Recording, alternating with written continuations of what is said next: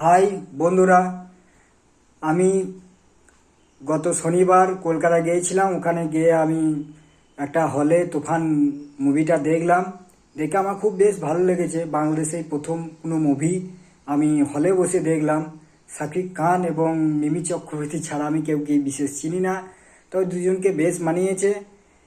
শাকিব খান যেহেতু আমাদের বাংলার সুপারস্টারদের সঙ্গে তুলনা আমি করতে চাই না, কারণ আমাদের এখানকার দেবজিৎ যে সুপারস্টার উদ্মানদা আছে, যে নিয়ে একটা আলাদাই আবেগ, সেটা হয়তো এখানে ফ্যান আছে, না থাকা নয়, শাকিব খানের ফ্যান আছে। কারণ আমি যে হলে গিয়েছিলাম সে হলে কিন্তু মোটামুটি বেশ বেশ 50-60 জন মতন মানে দর্শক ছিলাম, দেখেছি।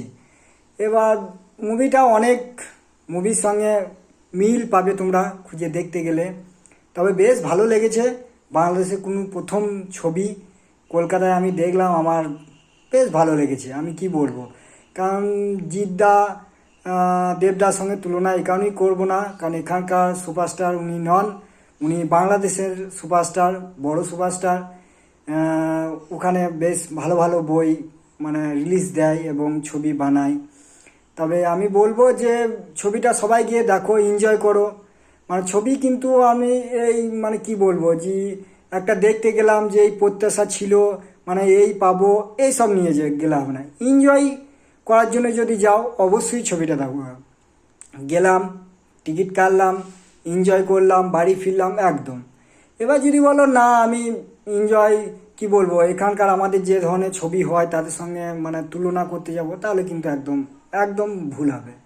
কারণ বাংলাদেশের প্রথম কোনো ছবি এত বড় করে রিলিজ এর আগে মনে হয় আমি জানি না কোনো ছবি হয়েছে নাকি, তবে হয়নি বলে আমারও ধারণা। তবে দেখো, ছবিটা ভালো লাগবে, অনেক ছবির সঙ্গে হয়তো মিল পাবে, কিন্তু তা হলেও আমি বলবো হয়তো সাপোর্ট করো। যেমন বাংলাদেশে কোনো ছবি কলকাতায় এসে ব্যবসা করছে, তেমনি এখানকার দেবদা জিদ্দা যখন বই বানাবে, কমার্শিয়াল ছবি যখন বানাবে, তখন যেন বাংলাদেশেও রিলিজ দেওয়া হয়। এটা আমার বিশেষ করে অনুরোধ থাকলো। বন্ধুরা, যেখান থেকেই তোমরা ভিডিওটা দেখো, যখন যেখানেই আমাদের এই দেশের যদি তোমাদের কোনো বাংলাদেশের ছবি যদি এখানে আসে, আমরা সাপোর্ট করব। আমাদের এখানকার ছবি যদি তোমাদের ওখানে যায়, তোমরাও সাপোর্ট করবে। ছবিটা দেখো, খুব ভালো হয়েছে।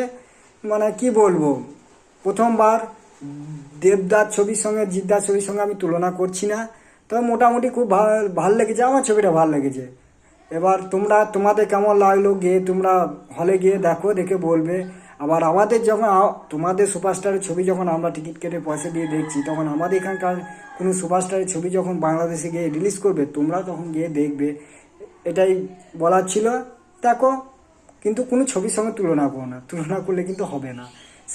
শাকিব খানকে এই ছবিতে বড় একটা পেজ দেওয়া হয়েছে, ফাটিয়ে দিয়েছে, এইটুকুই বলবো। আর গল্পের সঙ্গে তুলনা করতে যাও না, অনেক নেগেটিভ দিক আছে, আবার কিছু পজিটিভ দিক আছে। নেগেটিভ দিক অনেক কিছুই আছে, কিন্তু আমি বলবো না। প্রথমবার মতন এই বাংলাদেশে কোনো ছবি দেখলাম, তাই আমি বলতে চাই না।